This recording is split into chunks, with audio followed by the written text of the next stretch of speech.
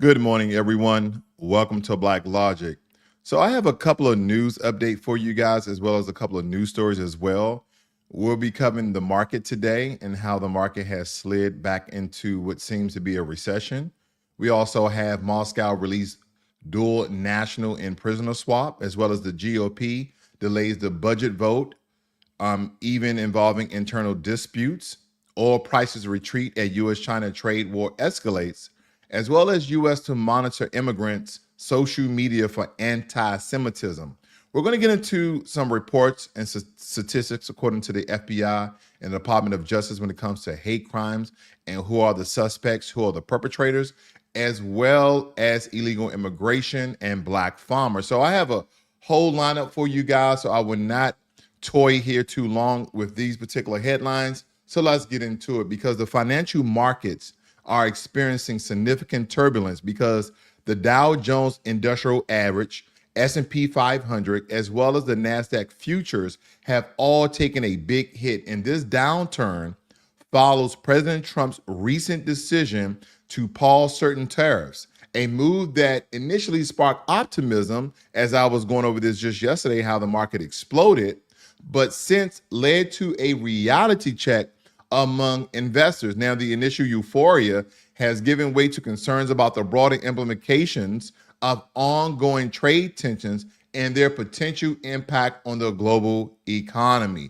So, as I stated before, that the market in these first 100 days, these first 3 or so months, is going to be very, very rocking, and even more so because of the 90-day pause of tariffs. You're going to see the market again more volatile than it has been in quite some time, as countries are coming to America, calling into America to negotiate a better deal for their countries.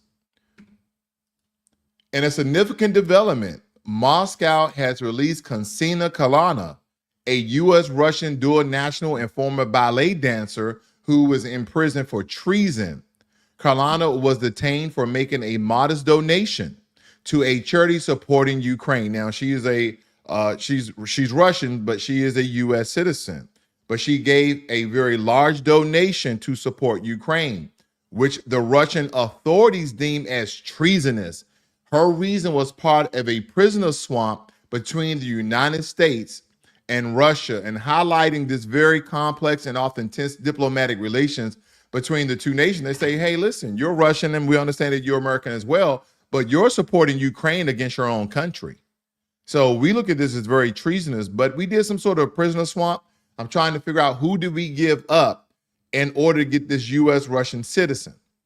I'll keep you guys updated with that as well. And if you're new to Blacklogic, please hit that subscribe button as well as the notification bell, so you are notified every time I release a video or go live. Now, turning to domestic politics, the House GOP is facing internal chaos after Speaker Mike Johnson pulled a scheduled vote on the budget blueprint. And this particular decision comes amid disagreements within the party, particularly from hardline conservatives demanding more substantial spending cuts. The postponement underscores the challenges facing the GOP as they attempt to advance President Trump's legislative agenda, which includes a very, very significant tax cuts and spending reduction. So they're having infighting even within the Republican Conservative Party, and hopefully they can mend these things, because, Alin, a lot of these political parties love to see infighting of the other group. They love to see imploding of the other group. But at the end of the day, ask yourself this question: who does that help and who does that hurt? At the end of the day will end when politicians come to the table and only look towards doing the betterment of the American people. That is what we want. That is why all these different political parties, whether it be the Democrats and or Republicans, why Americans come out in droves in order to vote people into office based upon the promises that they make. Now, on the energy front, oil prices have retreated following a sharp rally, and this fluctuation is largely attributed to the escalating trade war between the United States and China. President Trump's decision to increase tariffs on Chinese imports has intensified tensions, leading to concerns about global economic growth and consequently a decrease in oil demand. Again, inflation is up, the market is volatile. There's a lot of things going on in the world, but especially in America, because again, the Trump administration is spearheading a lot of the volatility in the market as well as the global trade sector. Again, America First agenda, as I stated many a times before, is going to be a bumpy ride. And we don't know how long this is going to last. Hopefully this subsides around the 3 to 6 month mark, because the only question I have for us is how much more can we take? Regardless if you voted for President Trump or not, whether you for his administration or not, all of us are in this together. And I know people just hate that, but that is the reality that we live in, no less. Now, in policy news, the U.S. Citizenship and Immigration Service has announced that it will begin monitoring immigrants, aka spying on immigrants, and social media accounts for anti-Semitic activity. Anti-Semitic activity. And basically what they're stating in this, because do not forget that Palestinians are Palestinians are Semitic as well. But in these regards, they're talking about the Jewish community.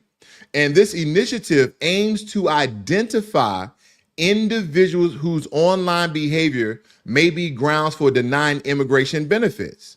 And advocacy groups have raised concerns about potential infringements on free speech and the subject nature of determining what constitutes a anti-Semitic activity. Like, just because you're speaking your mind, is that anti-Semitic or is that hate speech? Now, if you are a legal resident, or you just become, you had a visa, or maybe a student visa, work visa, I would deter from such conversation on your social media accounts, because America is cracking down on any anti-Semitic activity. And this is largely related to the ongoing war between Israel and Hamas that is occurring in the country of Palestine. So I would definitely advise against any anti-Semitic activity in any form or fashion if you are part of that status. And in some regards, even American citizens. Even American citizens, it amazes me how some groups have, even though their population is not as large as other groups, have more backing from the U.S. government, more justice from the U.S. government than other groups with higher percentages of hate crimes. And that brings me to my next segment that I want to break down here. And I'm not gonna try to say too long, but I want to break down some information because I think it's utterly important that we go to the source itself and look at the statistics that they are actually reporting. I want you guys to really see this. Now, the DOJ statements on hate targeting Jewish, Arab, Muslim, and Palestinian communities, they have whole reports just from last month. They actually created task force to combat anti-Semitism, and Justice Department announces formation of formations of task force to combat anti-Semitism. They're creating task force in order to tackle this ongoing problem of anti-Semitism, okay? So I just want to give you some contrast here, because what I did was I went and I looked at certain states according to the Department of Justice by the way of the FBI, but I wanted to point out certain states and what are some of the crimes that they're reporting, some of their headline news that they have in some of these states. So California. So I highlighted, now we're going to go over some statistics later, but I wanted to highlight a couple of stories here. I think I just have one for California, and this has to do with race, national origin. It states here that a California man was charged with hate crimes for punching an Asian American woman in Culver City while yelling racial slurs at her. So if you go down here, they highlight some stories dating back 4 or 5 years or so, and what was the cause of it, national origin, race, sexual orientation, sexual identity, et cetera, et cetera, et cetera. Okay. So again, there's a high population of Asians in California. So again, majority of crimes that may be committed against the Asian community, most happily with states that are populated with the most Asians. So in regards of statistics, that makes sense to me. Now let's go to Texas. Now, if anyone are familiar with the certain demographics of Texas, of course, you have Caucasians, you have Blacks, you have Asians, and you have Hispanics. Now, believe it or not, the largest population of Black people is actually in Texas. I don't know if you guys were familiar there, but the highest population of Black people actually are in Texas. They have a high population of Asians. They have a high population of Indian as well. But I just highlighted a couple of stories here as well. A Texas man has been charged with a federal hate crime for making threats against the employees of a Zeke nonprofit organization. Now, if you guys are not familiar with Zeke, it is a religion in the Punjabi when it comes to Indian people from the country of India. Also, a Texas man was sentenced to more than 2 years in prison for sending a series of anti-Semitic death threats, and that was targeting Jewish people, okay? Last, a Texas man was sentenced to 90 consecutive life sentencing in prison for carrying out a mass shooting at a Vista Walmart in El Paso, Texas. It states that the defendant wrote a manifesto and uploaded it to social media minutes before he launched his attack. He characterized himself as a white nationalist motivated to kill Hispanics because they were immigrating to the United States of America. This is Florida. It states here that a Florida man was sentenced to 5 years in prison for racially motivated attacks on 2 Black women. He used racial slurs, told her that she could not sit there, and threatened to kill her. Then he retrieved his shotgun and fired a single shot. Also, a Florida man pleaded guilty to assaulting a postal worker wearing a hijab. This is most likely religion and national origin. Seems as though she might be Muslim, but he called the victim the B word and said, if I had a gun and go back to your country. When the victim got back in her vehicle, the defendant climbed into the vehicle, attacking her, spitting on her, and removing her hijab. Feeling trapped, the victim got out of her mail truck, but the defendant followed her, continued to physically harass her, and yell, "Effing Islam, you are a terrorist." A Florida man was sentenced to 6 months in prison for leaving threatening messages at a Jewish organization. A Florida man charged by a grand jury for repeatedly threatening the Council on American Islamic Relations. A Florida man sentenced to 1 year and a day in prison and 2 years of supervised release for a bias-motivated attack on 6 Black men. Now, according to the evidence, in September of 2022, the defendant drove his truck towards the group of 6 Black men because of their race. The men were surveying land along a public road near the location of the 1923 Rosewood Massacre when the attack took place. The defendant shouted racial slurs at the victims while almost hitting them with his truck. So as we're looking and breaking down a lot of these race relations in America, I'm pointing out a couple of key states. I'm not going to go through all 50 of them. This is Massachusetts. Okay, this is Massachusetts. They have a plethora of different stories of things that have occurred around the nation. But I wanted to point out certain states and some of the atrocities that are happening in America and who are the suspects, who are the perpetrators. Tennessee, the home and birthplace of the KKK. Let's see some stories here. I don't believe I highlighted any. But again, Tennessee man pleads guilty to federal hate crime, civil rights violation of series of church arsons. And we know those churches were Black churches and synagogues. FBI, Memphis, and U.S. Attorney Office or Western District of Tennessee urged the public to report hate crimes. More church arsons, U.S. Attorney for Western District. Okay, they're just kind of repeating the stories there. But they have ongoing attacks against certain communities. Now, what's imperative about this is the face of the legacy and mass media have pointed people that look like me as the perpetrators and suspects of a lot of these anti-Semitic crimes, anti-Asian crimes, anti-Muslim crimes. They have shown that Black folk are the perpetrators and suspects of such crimes.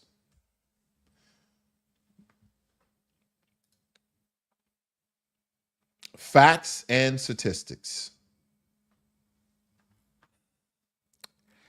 When you come to the facts and statistics page, they kind of just give you a couple of round up percentages. They really doesn't point out any particular group of people that are committing these crimes when you go to the justice.gov and you go to the hate crime statistics. They just kind of show you from year to year of the reported crimes, the known offenders, victims versus this and that. It really doesn't give you anything, but they basically are stating that majority of the crime in America is contributed to race, ethnicity, and your ancestry.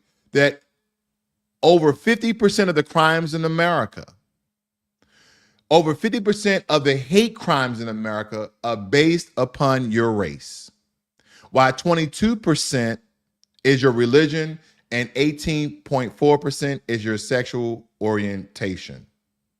But if we dive a little bit deeper and we go to the FBI Crime Data Explorer, we started to see the statistics broken up into certain categories like bias types. So as soon as you come to this page, you see the categories here. You see anti-American Indian or Alaskan Native at 540. And these are simple numbers, that is, not percentages.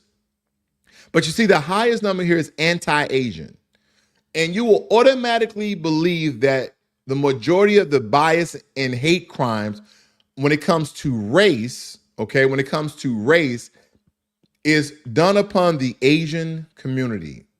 That includes Indian folk as well. And I don't mean Native Americans, I mean people who are from India.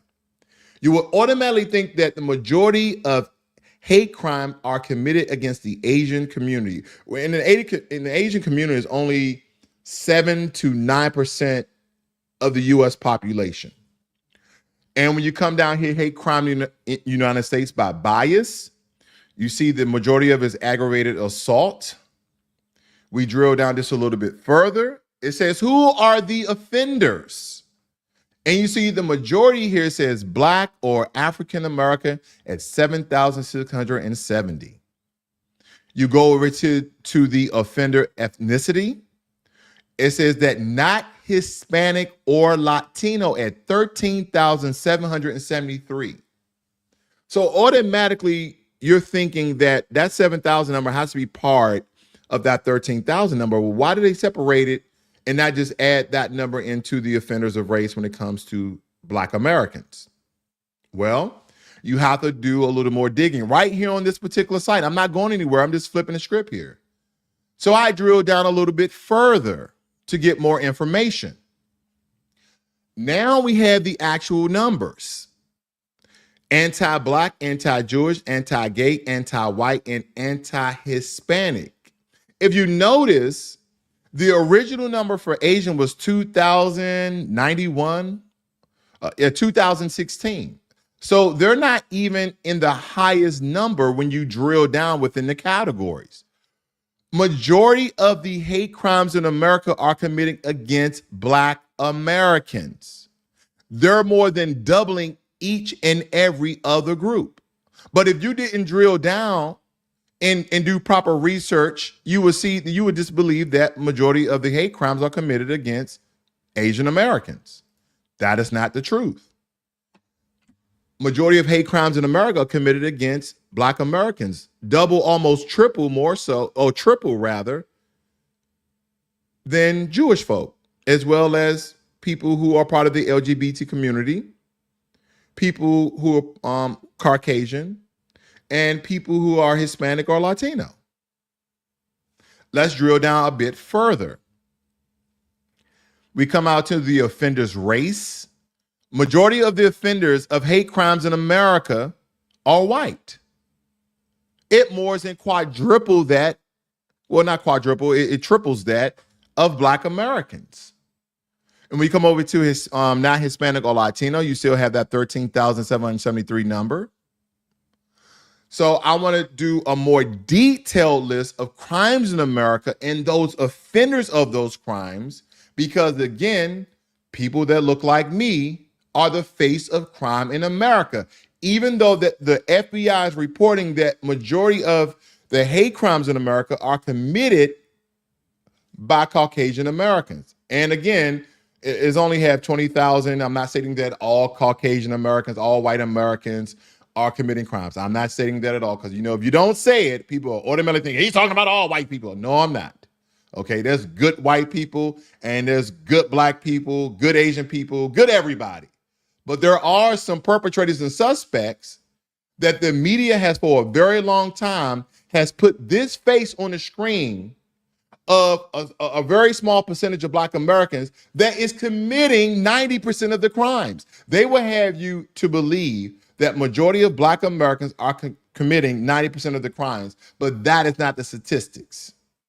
You can go on social media and look at all the crime, all the assaults that's committed about every and each group. But in order to really find the suspects and perpetrators, you have to look at the statistics and things that are being reported. And I know some people are going to say, well, those numbers can be fudged. I know what I see. You know what you are shown. You know what they want you to see. But again, because social media and media is so vast, because everybody has a cell phone, everybody has a social media account, now the table is turning. But these statistics have always been here. So again, let's look at some of the crime data here. And on your left, you see the race, and on the right, you see the percent of the distribution of who is committing such crimes. Now, when it says murder and non-negligent manslaughter, you see black Americans at 51.2%. Now, manslaughter could just be someone got into a fight, bumped their head, and they died.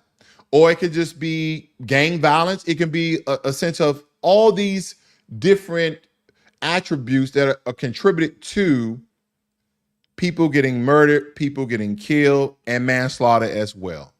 So again, I'm just going to look down the numbers of percentages. Of course, on the left, you see race and the simple numbers. You see white, black, American, Indian, Alaskan Native, Asian, and Pacific Islanders. So when it comes to rate, Caucasians outnumber every other group. When it comes to robbery, black Americans outnumber each and every group. And when I thought about the robbery sense of this, I would like to believe that the demographic of people who are the poorest in the nation possibly have the highest crime rate when it comes to robbery, because you take what you don't have. And I'm not giving just cause for crime. This should not be the occurrence. This should not be the end all be all of why people commit crimes. But we understand that homelessness, the lack of resources and opportunity does lead to crime. It's just an indicator. It's just one of those things that we know to be true, that if you don't have the opportunity to make your own money and to provide for your family, you will go out and get it out the mud, however that may be. Let me move on. Aggravated assault, mostly committed by white Americans. Burglary, mostly committed by white Americans. Larceny theft, white Americans. Motor theft, white Americans. Arson, white Americans. Violent crime,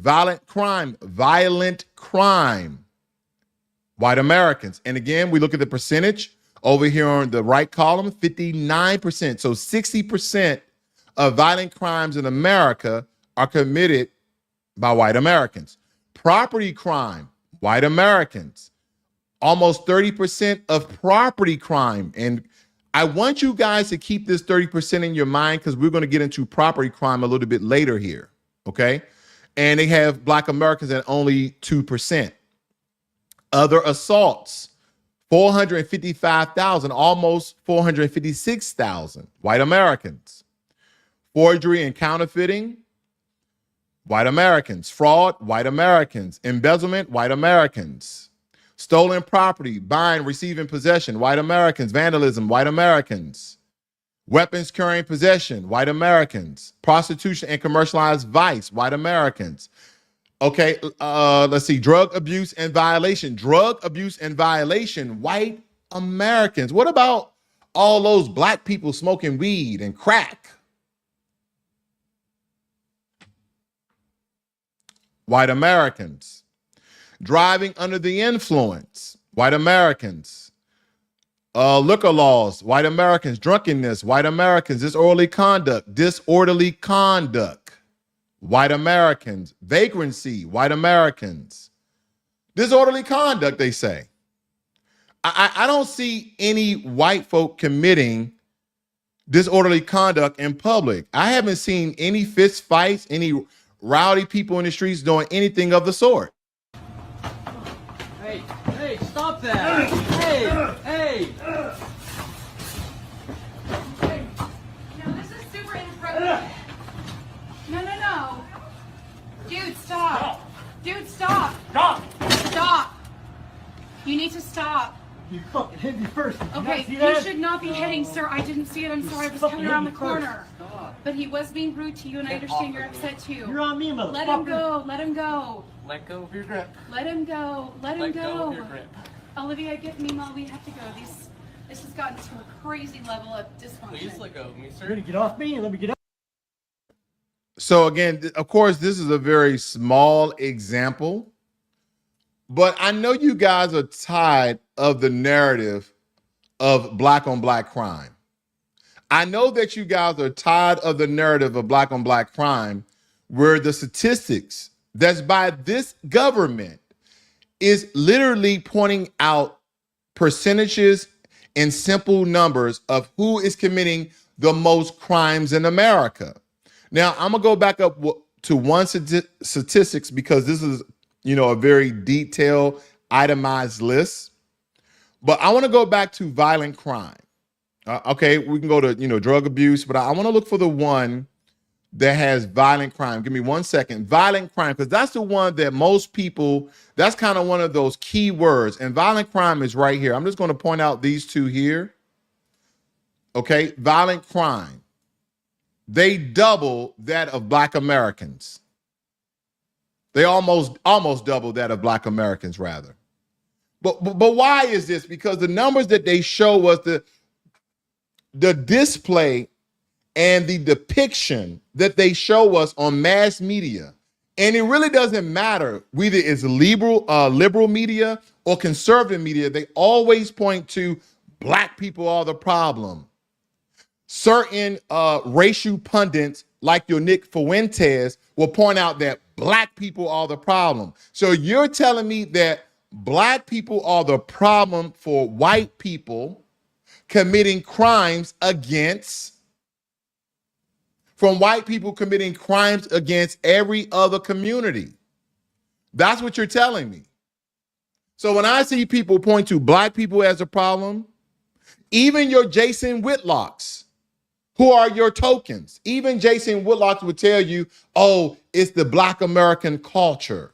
It's the mother and father not being in the home, where this government are reporting against themselves and letting the American people know who are the suspects and who are the perpetrators. Who are the people who are committing these hate crimes? Who are the people who are committing these violent crimes? But the American people, now, if I'm Caucasian and I'm biased, then like, oh, they're fudging the numbers, and that's why President Trump is in office, and we're gonna get this DEI out of our reporting statistics. And if I'm Caucasian and I'm neutral, and I didn't know this, and maybe I'm the wrong face to report it, I'm gonna go do my research. And I'm gonna get maybe 2 other sources to verify that what this guy on the internet is saying is true, instead of just believing what Fox News, CSNBC, CNN, NBC, ABC are stating, or what your local news is even reporting. Because this is what's happening in America. But they would like you to believe that people like me, people that look like me, are committing all the crimes. Yeah, they'll show us Shaniqua dancing on a police car, acting rowdy, acting wild, but they won't tell you that, oh, this girl is not Shaniqua. This girl is actually from the Caribbean. This girl is actually from Africa. She's not Black American. Her ancestry doesn't date back to 1526, let alone even 1619, that these people have a different culture. Black Americans have a very rich culture. And I've broken this down many times before, but they don't want to show you that. They just want to show you a Black face committing crime. So you can say they are the problem. So the white nationalists who are racist, they can say they're the problem. Oh, you know what? Now it's the Hispanics. Now it's these folks. But the statistics just are blurring to me of who are the group who are receiving the most hate and who are the offenders who are committing the most hate. That's very interesting. That's very interesting. I don't know why they don't point these things out. I don't know why they do not point these things out. I have no idea. Yep. I can't. Are we done? Or are we gonna go again? Somewhere Let go. else. What, are we done or are you gonna go again? I physically can't let go. Are we done or are you gonna go again? Get off me. Mom, this is Ah! crazy. Hey guys, the fuck stop. off There's a me, senior citizen walking through. Please Off stop. You started that bullshit. Stop, dude. You started that fucking bullshit, asshole. Mom, go. You better back off me, motherfucker. You're literally still holding on. Get off me. Get away from me.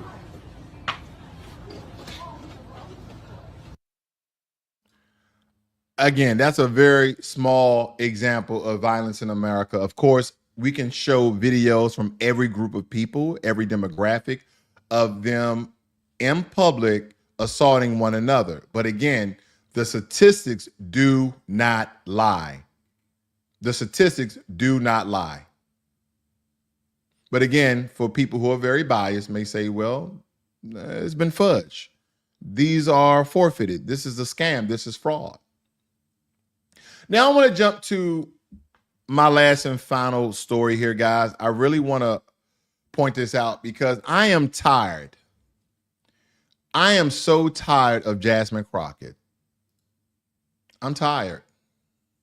I am so tired of Jasmine Crockett, very beautiful Black sister in Congress for the state of Texas. But my only question is, what is she doing? She's dancing. Now, her whole spiel against Marjorie Taylor Greene, a lot of us applauded that, speaking truth to power, you know, basically calling her out.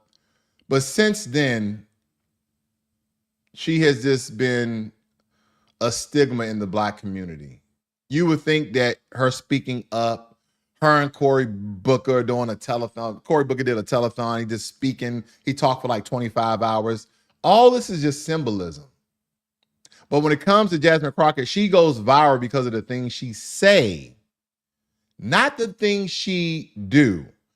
Why is this story right here so important? The Department of Agriculture reported that there were roughly 46,000 producers who identify as Black. So totaling 3.4 million producers. So there are Black farmers in America, and they do not receive any recognition for what they do, what they have accomplished, and what they have been through generationally. Why do I point this out with Jasmine Crockett? Jasmine Crockett, Jasmine Crockett, Jasmine Crockett. On some things, wow, I think she should tailor her speeches. You can't be like a Donald Trump who rarely reads his teleprompters. Jasmine Crockett needs to be censored, in my opinion. Freedom of speech. When I mean censored, I mean have her public speeches doctored so she knows exactly what the hell she's talking about. 46,000 producers who identified as Black, representing 3.4 million producers. So, Jasmine Crockett. Oh, boy. So I had to go around the country and educate people about what immigrants do for this country, or the fact that we are a country of immigrants. Right. We are not a country of immigrants. I'm tired of this. I'm tired of this talking point that we are a country of immigrants. We have a lot of immigrants in America, but we are not a country of immigrants. We are a country that was started by genocide, murder, trickery, scams, fraud. We are a country of European colonizers, enslaved African descendants who are Black Americans today. We are a country of Native Americans, indigenous folk who are indigenous to the land, who have black color hue skin as well as red color hue skin. People who were here even before the European colonizers arrived in 1526. We are a country of three major groups: indigenous, Native Americans who have been here before European colonizers, who look like me and the typical red Native Americans. We are a country, are enslaved descendants of Africans, known as foundational Black Americans, that coincides with the Black Native Americans. And thirdly, European colonizers and their descendants. That is the country that we live in.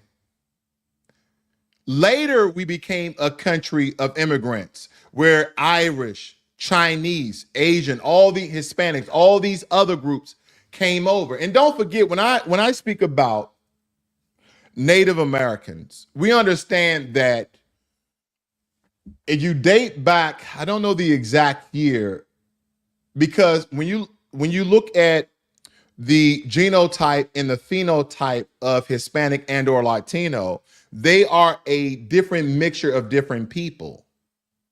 When you look at Native Americans mixed with people from Spain who speak Spanish, you have certain Hispanics, and how certain Hispanics look white, certain Hispanics look brown, and you also have what they label as Afro-Hispanics. That is because the Spaniards pillaged and raped all these different countries and all these different people. So you have all these different colors of Hispanics. That's why the U.S. Census Bureau does not constitute Hispanics as a race. It's an ethnicity, because Hispanics, and I'll just give you an example, like a Nick Fuentes call himself white, because yes, there are white Hispanics, and then there are brown Hispanics, and yes, there are Black Hispanics. There are Black Mexicans. There are Black people from the Dominican Republic. There are Black people all across the different countries of Central America and South America. Because even in Brazil, they call them Latino, but there are Black Brazilians, because the majority of African slaves, over 5 million of them, was actually taken to Brazil. So when we look at the different demographics in America, and someone tells me that we are a country of immigrants, yeah, we have a lot of immigrants in America, legal and illegal, but that is not how the country was founded. That is not the foundation of the people who were here before America was America, before 1776, before we got independence from the British. So when she comes up here and tells me that we're a country of immigrants, give us the full story, Jasmine, not just half the story. I'm just tired of that narrative.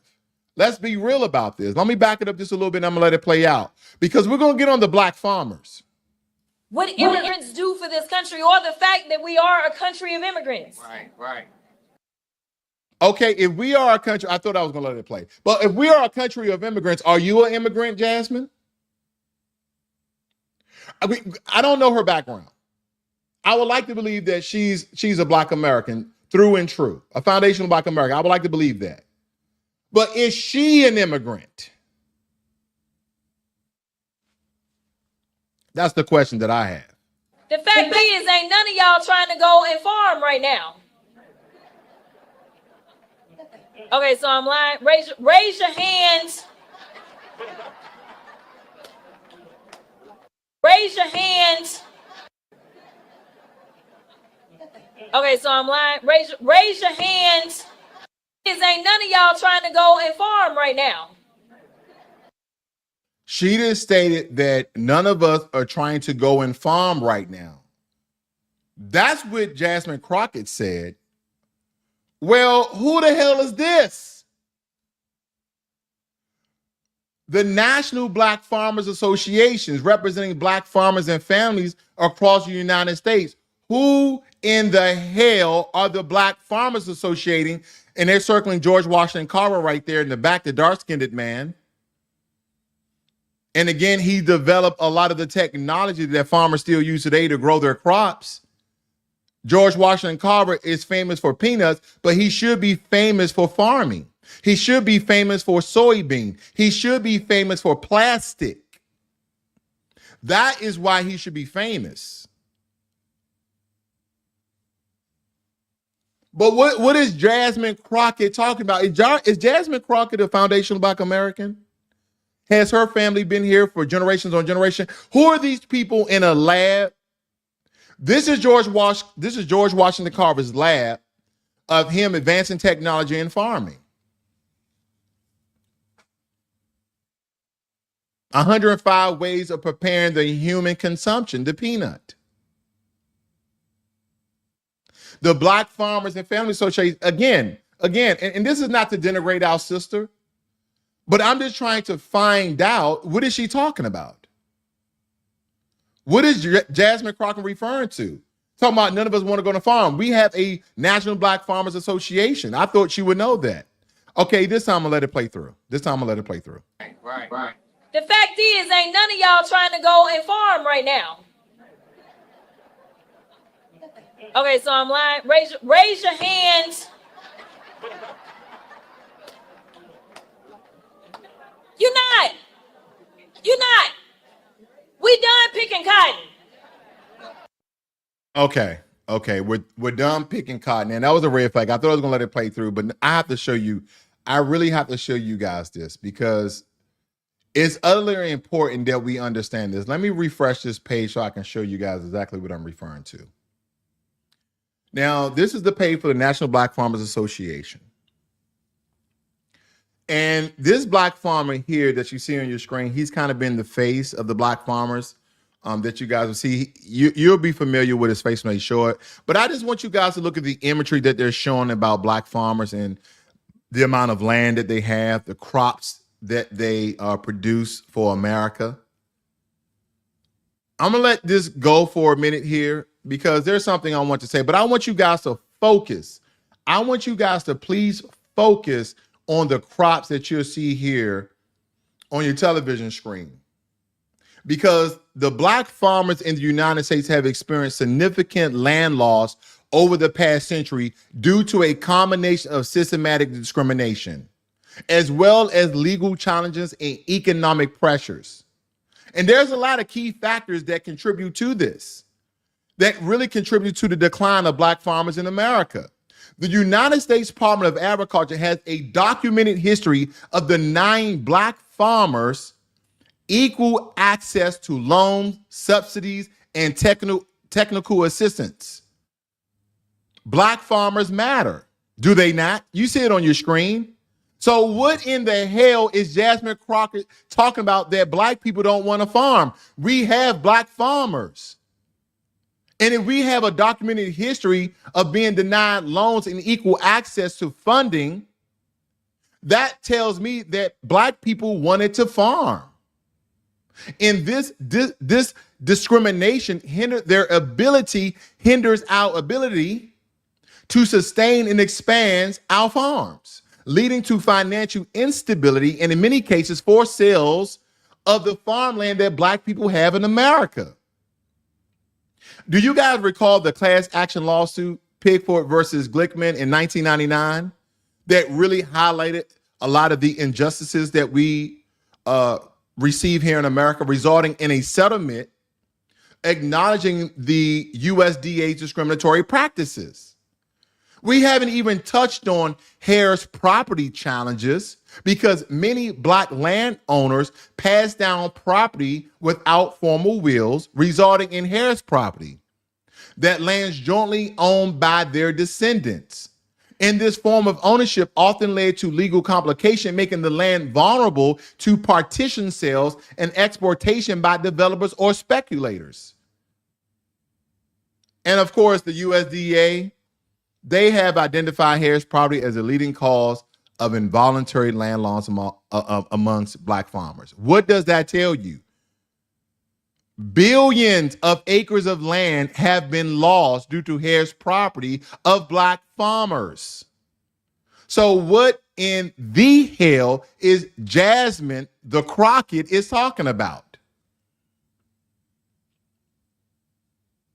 Because throughout history, black farmers have faced racially motivated violence and intimidation aimed at disposing them of their land. Incidents such as lynchings and threats forced many to abandon their properties, contributing to the decline in black-owned farmland. What is she talking about? We have limited access to markets coupled with discriminatory lending practices. This is why the face of the black farmers, as you've seen early on in the broadcast, why he went to Washington, why he was with President Donald Trump. Because a lot of these discriminatory lending practices place black farmers at an economic disadvantage. And these challenges made it difficult to compete with white farmers who had better access to resources and support, leading to financial hardships and land loss. We don't even want to get on federal and state policies, including the use of eminent domain, which have disproportionately affected black landowners. Land was often seized for development projects without fair compensation, further reducing black-owned farmland. They said, well, there's a white farm right here, 2 farms down there's a black farm. Let's put a highway through that black farm. Let's do eminent domain through that black farm because we are advancing America. How much is that black farmland? Oh, it appraised at $1.5 million. Okay, let's give them $500,000. Disproportionately affected black landowners because they didn't receive fair compensation. So they couldn't go and buy another farm. They couldn't go and buy another land. And what we have to understand, this is the face of black farmers right here. I know you guys are familiar with his face.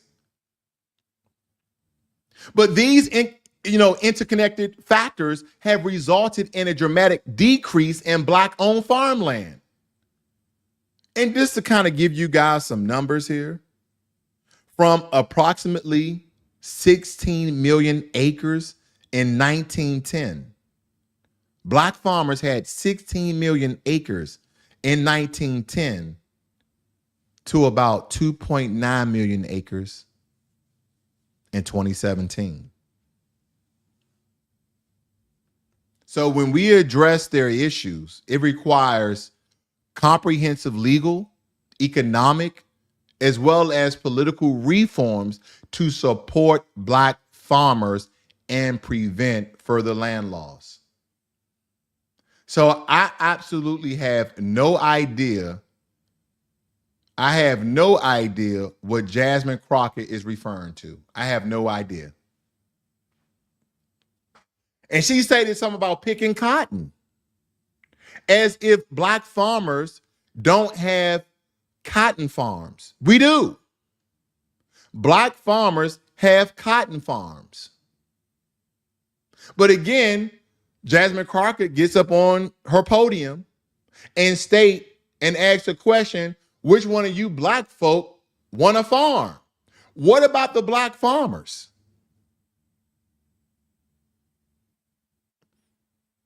What about the black farmers? I believe they want a farm.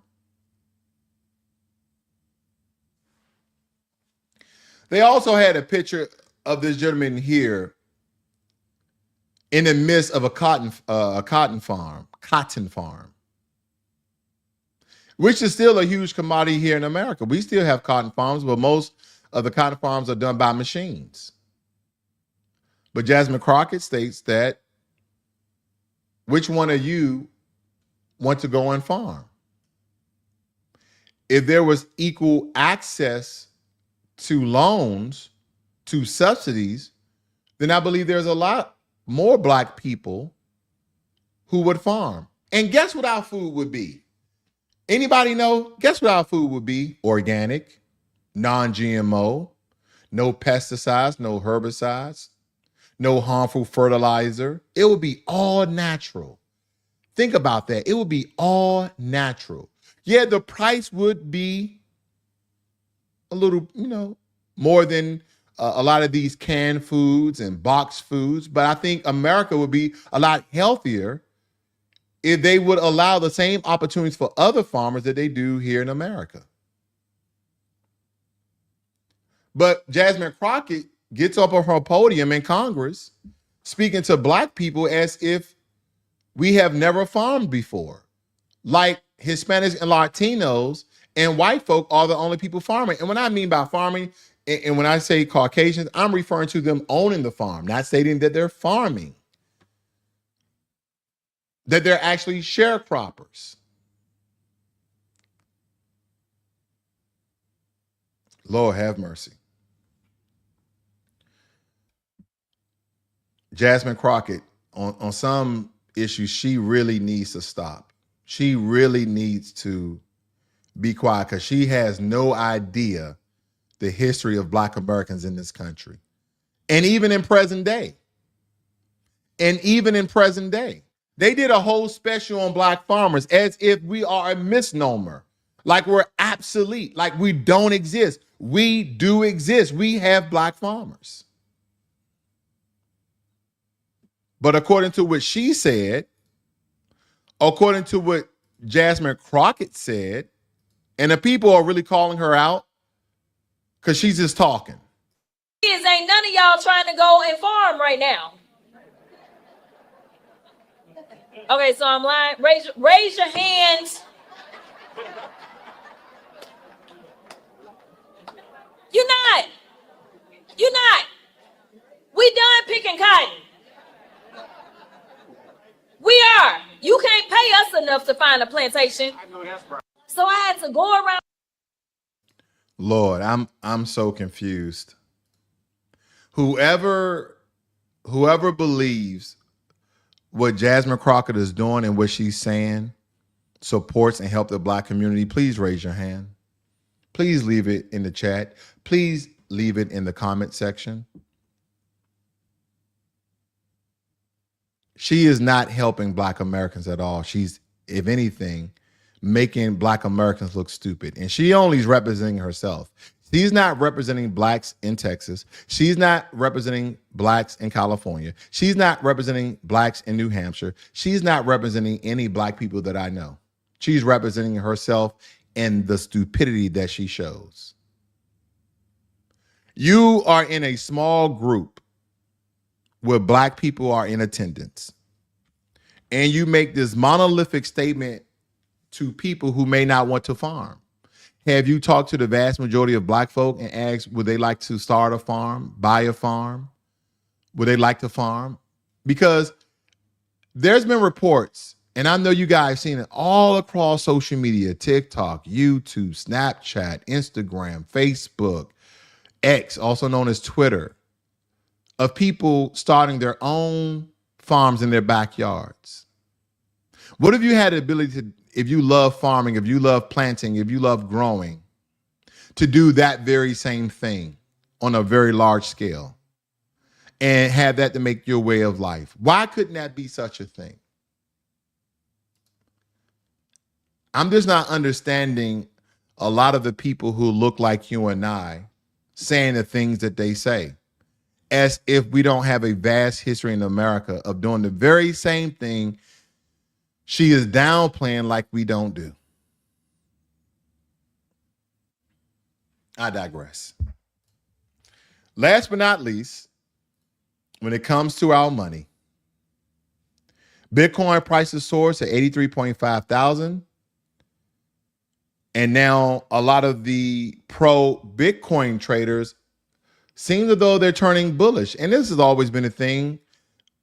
They're stating that by the year 2026, 2027, that Bitcoin will reach almost $200,000. So if you have not invested, this is not investment advice, but just information. You might want to look into researching Bitcoin and see if it may be profitable for your wallet. But nonetheless, I thank you guys for joining me here this morning. You guys have a great and wonderful day. This is Blacklogic.